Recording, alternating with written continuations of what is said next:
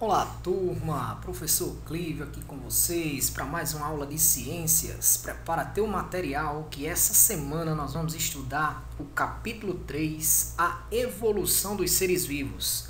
Abre teu livro, abre teu caderno, pega o teu lápis que nós vamos iniciar esse assunto na página 27.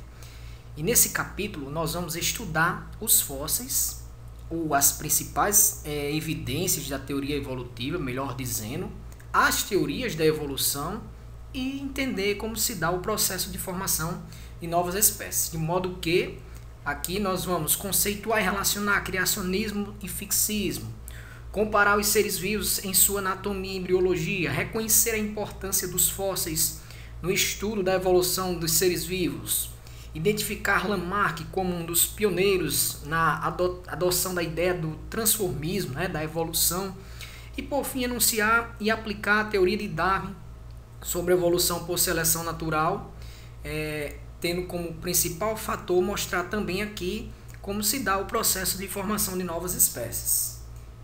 Espero que você esteja pronto, vamos ficar mais sabido.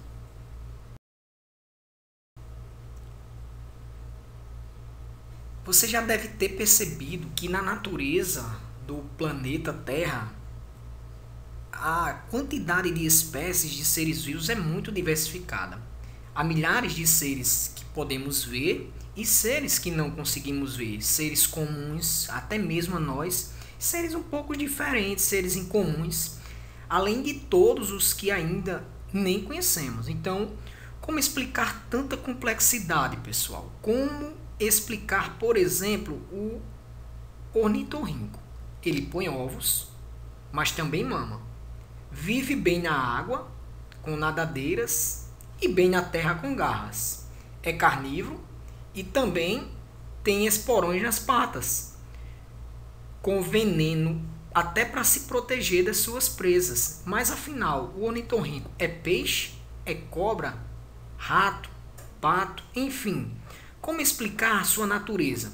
Então, diante de tantas formas de vidas, as explicações para o surgimento dessa diversidade nem sempre foram as que hoje podemos encontrar e entender tão facilmente nos livros que estudam a vida, nos livros de biologia, nos livros que trazem aí essa ideia da teoria da evolução. Mas dá para entender que a evolução é um processo pelo qual os seres vivos se diversificaram ao longo do tempo, dando origem às espécies atuais ou já extintas, Os fósseis trazem essa ideia, sendo consequência da adaptação destes ao ambiente que vive. Então nós podemos chamar essa ideia de transmutação das espécies ou transformismo. Veja bem, até o século XVIII, a ideia da criação especial, o criacionismo, ela estava consolidada, assim como o universo. Cada espécie vivente na Terra, se fosse vegetal ou animal, ela teria surgido por uma vontade divina e, como tal, manteria até hoje a aparência de quando foi concebida, ou seja, no início dos tempos. Então, segundo esse pensamento, cães, homens, o ornitorrinco, os ornitorrincos são hoje o que foram desde o princípio. Então, dessa forma, não foi difícil entender todas as espécies biológicas como sendo imutáveis, ou seja, fixas, que não se modificam com o tempo. Então, havia um pensamento, havia uma palavra para nomear tudo isso, que era o fixismo. Fixismo ou criacionismo. Era a primeira explicação que se tinha, que aí tinha força, até o século XVIII, que a vida e toda a matéria existente eram resultados da ação direta de um criador. E as espécies, então, até aí eram imutáveis ou fixas, não sofreriam modificações através do tempo, reforçando essa teoria fixista.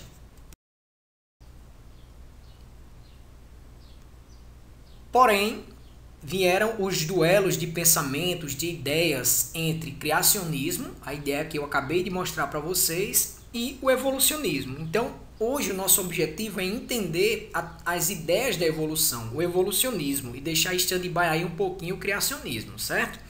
A palavra evolução, ela deriva do latim evolutio, e é uma ação de percorrer, de desenrolar. E na biologia refere-se às mudanças nas espécies ao longo do tempo.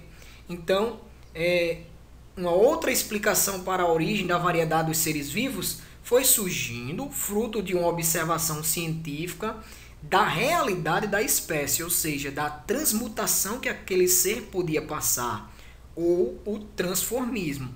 Então, ao contrário do fixismo, criacionismo, essa teoria evolucionista sugere uma transformação gradual dos seres vivos ao longo do tempo, no decorrer do tempo, originando novas espécies. Então, nesse sentido, dá para entender que as espécies atuais teriam sido originadas de ancestrais comuns por evolução.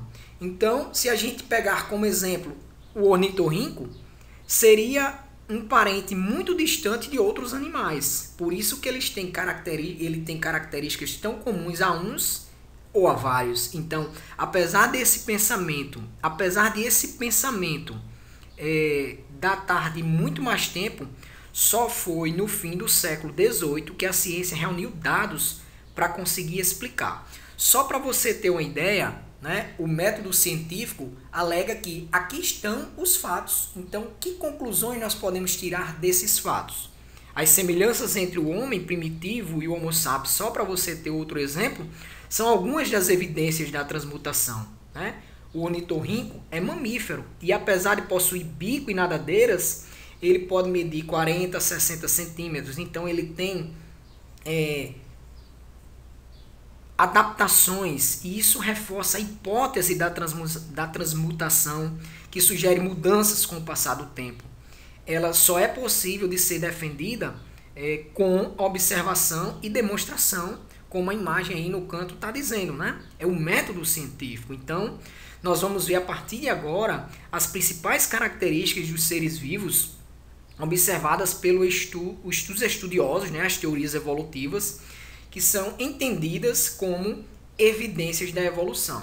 Mas aí vem a pergunta: a evolução é realmente uma teoria ou uma lei natural? É uma teoria científica, gente. E dessa forma, ela pode ser derrubada a qualquer momento, certo? Desde que surja uma outra prova de que ela não funcione mais. Eu vou apresentar aqui para vocês, como eu bem disse, estudos, né, que são entendidos como evidências da evolução que sustentam, ou seja, evidências, provas que sustentam a ideia da transmutação das espécies ou o transformismo.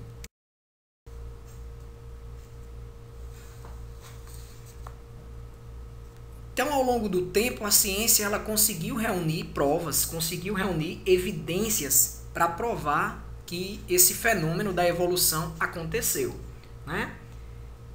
A princípio, as comparações seriam apenas para classificação dos seres vivos. Lá na taxonomia, quase não sai a palavra, que é a ciência que tem o trabalho de dar nome, descrever e organizar as espécies. Mas com o passar do tempo, foram observadas através de comparações anatômicas, semelhanças significativas entre seres vivos muito diferentes. Então isso comprovou graus de evolução e parentesco entre algumas espécies. Então nós podemos chamar aqui de estruturas análogas, né? Para comparar as semelhanças anatômicas entre as espécies, nós podemos chamar de estruturas análogas, aquelas que desempenham a mesma função, mas possuem origens diferenciadas, como por exemplo as asas de um inseto e as asas de aves. Elas, apesar de realizarem papéis semelhantes, que é o de voar, elas não são originadas da mesma estrutura presente em um ancestral comum exclusivo entre essas duas espécies. Você tem aí as asas do inseto, que vêm aí de animais, mas que são animais invertebrados. Já as asas das aves são animais, porém animais vertebrados. Você não tem aí órgãos, estruturas presentes em um mesmo ancestral comum exclusivo. Eles não têm o mesmo ancestral. Por isso nós chamamos estruturas análogas, ou analogia de certos órgãos anatômicos. né? Chamamos também de estruturas homólogas aquelas que se referem a estruturas corporais ou órgãos que apresentam origem embrionária semelhante, então, do mesmo ancestral comum exclusivo, podendo até realizar a mesma função. A nadadeira de uma baleia e a nadadeira de um golfinho, ou funções diferentes, como as asas de um morcego e os braços de um ser humano, né? E a nadadeira peitoral de um golfinho e as asas de uma ave. Então você tem aí nadadeira de uma foca, asas de pássaros, asas de morcego, pata de cavalo, braço de humano, como estruturas homólogas. A homologia de certos órgãos, né, que apresentam origens embrionárias semelhantes, mas podem realizar a mesma função ou funções diferentes. Uma outra evidência para a evolução das espécies é o estudo de embriões. Embriões de diversas espécies, né, mostram muitas estruturas comuns. Geralmente, quanto mais precoce a fase embrionária, mais parecidos são os embriões, mesmo sendo de grupos diferentes. Muitas vezes um embrião ele mostra, em uma determinada fase de seu desenvolvimento, estruturas que não possui na fase adulta. Então, se você comparar o desenvolvimento de espécies como o tubarão, o lagarto, répteis ou mamíferos como ratos, macacos e homens, você tem estágios embrionários, né, embriões dessas espécies que eu acabei de falar, com estruturas bem parecidas. Uma terceira evidência, não tão importante, mas que deixa aí relatos, né, nas teorias da evolução, são os órgãos vestigiais, que constituem estruturas atrofiadas em determinados grupos de seres vivos, mas que aparecem desenvolvidas e funcionando em outros, né, revelando a existência de um parentesco evolutivo entre eles, ou a presença de uma linha de montagem comum na natureza. E na espécie humana, são inúmeros exemplos dos órgãos vestigiais. O cóccix, que é o último osso da coluna vertebral, é um deles. Ele é atrofiado, né? Um vestígio da cauda, né? Se a gente comparar o ser humano com o macaco, né? Então você tem aí o cóccix, que é um vestígio que os ancestrais comuns à nossa espécie tinham caudas. O documento fóssil é visto hoje como um dos principais, né? O estudo comparado de registros fósseis em espécies diferentes é visto hoje como uma das principais evidências na teoria da evolução. E aliado a esse documento fóssil, nós também temos a adaptação dos seres vivos a seus ambientes, que é o que prova essas mudanças. E por fim, quando se pode analisar hoje, como mostra aí na imagem, as análises das moléculas de DNA das espécies. Então, quando se vê a sequência das bases nitrogenadas de DNA, é possível perceber que nós temos DNA em comum, idênticos ao de uma bactéria, que foi o ser mais primitivo a surgir no planeta Terra. Aí ao lado você vê a representação, né, de um fóssil, certo? E lembre-se, apesar de todas essas evidências, as principais é o estudo comparado dos registros fósseis, né, que se tem mais precisão dessa ideia, e a sequência das bases nitrogenadas do DNA. Agora eu quero apresentar para vocês algumas teorias, ou as principais teorias da evolução. Eu quero começar pela de Lamarck. Jean-Baptiste de Lamarck, ele foi o primeiro cientista a tentar explicar o mecanismo através do qual os seres vivos evoluem. Ora, Lamarck ele sabia que espécies expostas a ações ambientais, com o passar do tempo, iam sofrer modificações, é óbvio, né? E que a utilização frequente de certos órgãos iria estimular o seu crescimento. Aí ele chamou isso de lei do uso e do desuso, né? Ele acreditava e defendia a ideia de que quanto mais os seres utilizassem um membro ou órgão do corpo, mais ele iria se desenvolver. Contrariamente, se não utilizasse, iria atrofiar ou até mesmo desaparecer. Só para ilustrar essa ideia, Lamarck usou uma série de exemplos puramente teóricos, claro. Dentre eles, destaca-se o aparecimento de enormes pescoços nas girafas, como você pode ver aí na imagem. e até também o surgimento de peixes cegos em cavernas subaquáticas, o desaparecimento de patas em cobras, o gafanhoto ser verde porque viver na grama, enfim.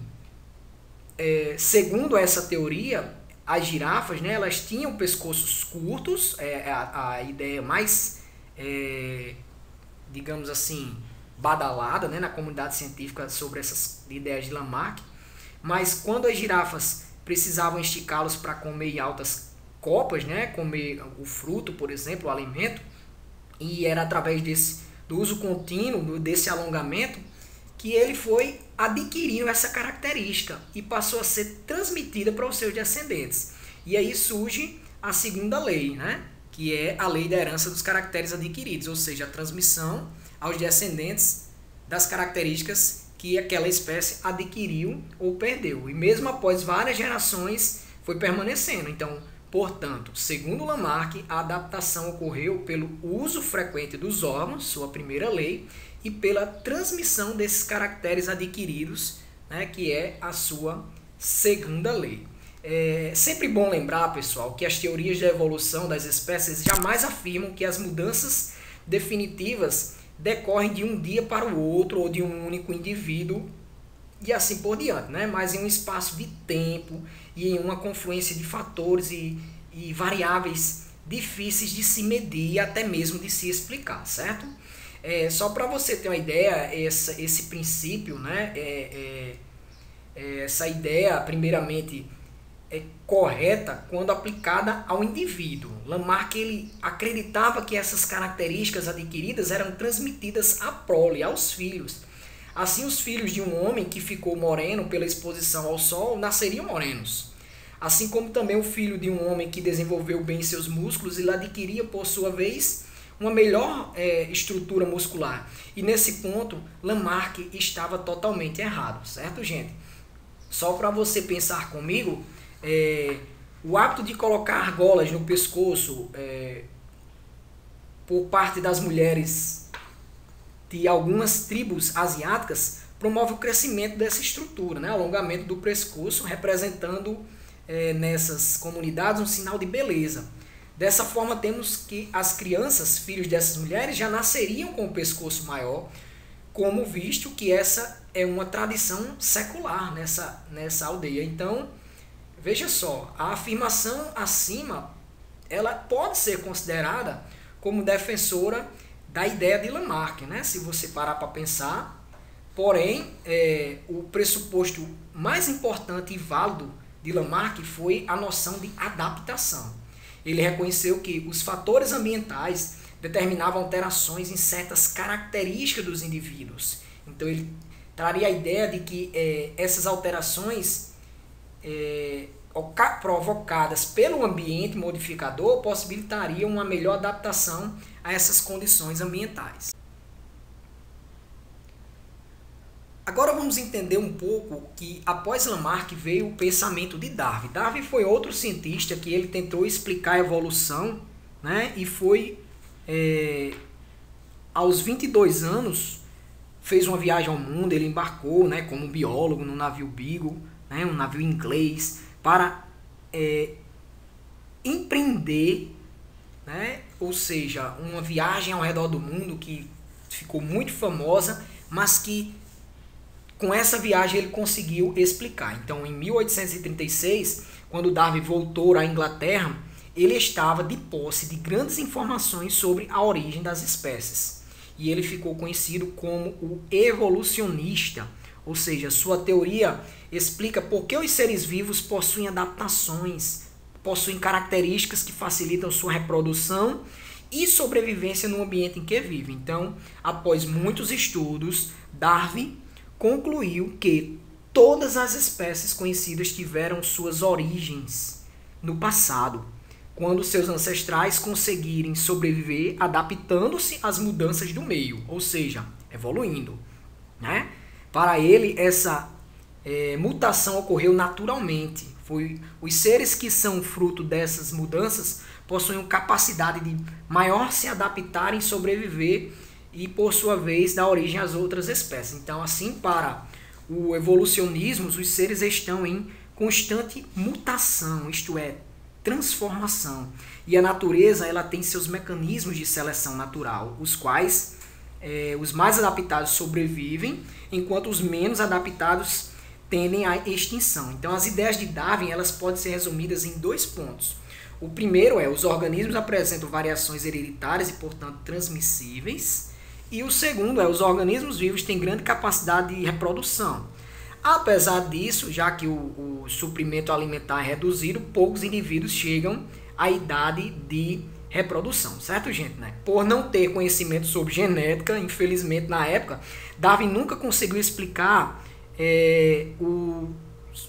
assim, satisfatoriamente a origem das variações que existiam nos seres vivos. Geneticamente, né, falando, essa ciência ela estuda a hereditariedade dos seres vivos, isto é, o conjunto de processos biológicos que vão resultar na transmissão de características de uma geração para outra. Pode ocorrer também outro meio de seleção chamado seleção artificial, ou seja, aquela ocasionada pela modificação ambiental na qual variações menos favoráveis, geralmente mutantes, tornam-se mais adaptadas por serem resistentes aos fatores ambientais. O exemplo disso é o uso de inseticidas, né? E antibióticos, inseticidas em insetos, antibióticos em bactérias, né? Como exemplos aí de seleção artificial, onde ocorrem modificações, né? Ou seja, nos quais esses seres passam a ser mais resistentes a esses fatores ambientais. Mas, professor, qual é a diferença entre o lamarckismo e o darwinismo? Preste atenção. Para Lamarck, o indivíduo muda para se adaptar às alterações ambientais, enquanto que para Darwin, o ambiente ele seleciona, ele escolhe quem é mais adaptado. Comparar as ideias de Lamarck e Darwin permite que se mostre uma ideia sobre as mudanças na forma de pensar dos seres humanos e no desenvolvimento da ciência. Olha, Lamarck ele defendia a evolução, Darwin a descendência com modificação. Lamarck ele era teleológico, ou seja, as mudanças ocorriam devido a causas específicas. Darwin considerava que a evolução ocorria ao acaso, via seleção natural. Ambos eram grandes cientistas, ou seja, eles eram gradualistas. As mudanças evolutivas ocorriam gradual e lentamente. Isso aí eles tinham ideias em comuns, né? Lamarck incluiu o homem dentro da escala evolutiva. Darwin, a princípio, não. Então, você consegue perceber que dentro das ideias evolutivas, nada na vida faz sentido a não ser sobre a luz da evolução. E agora a gente chega no último ponto na nossa aula, o último objetivo, onde a gente vai entender a formação das novas espécies, né? Nós podemos iniciar o estudo desse tema pense comigo, em um grupo de indivíduos bem parecidos, que é essa população de espécies A, certo? Aí suponha que o grupo inicial, essa população A, ela se separa em 2 subgrupos de indivíduos que migram para regiões diferentes. Aí você vê aí, ó, né? A população da espécie A se transformando em 2 grupos e indo para regiões diferentes, onde tem aí as barreiras geográficas, como cita na imagem, né? Essas populações elas vão passar, é óbvio, por seleções distintas, por fatores ambientais distintas.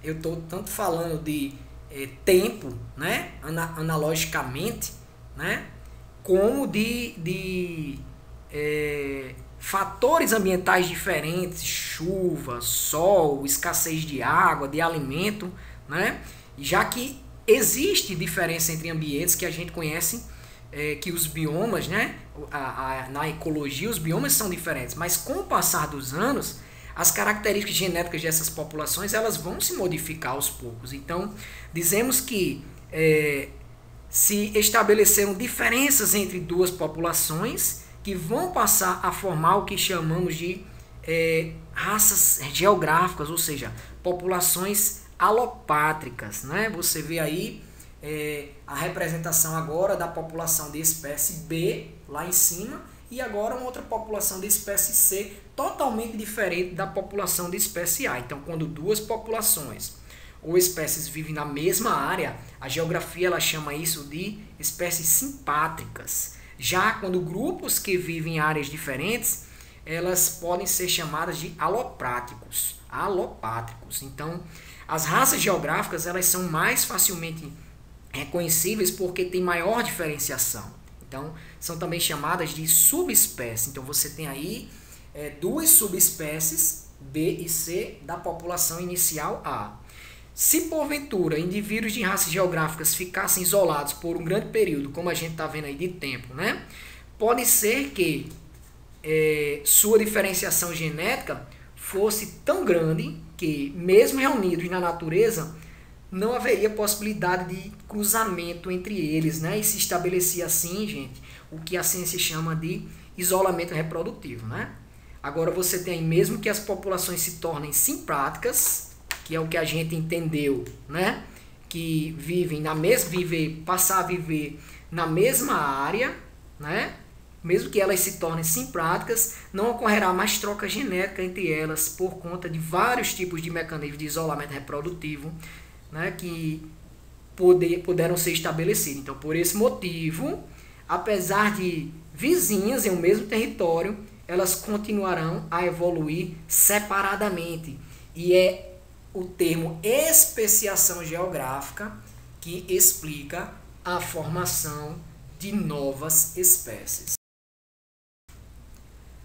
É isso aí, meninos e meninas. Eu espero que vocês tenham compreendido. Esse assunto ele é fantástico. Agora é com vocês. Vocês podem fazer o seu próprio resumo, contando que tenha principalmente os tópicos, as principais evidências de evolução, as duas teorias de evolução e como se dá o processo, como a ciência explica, né, o processo da formação de novas espécies. Espero que vocês tenham compreendido. Um forte abraço do professor Clívio.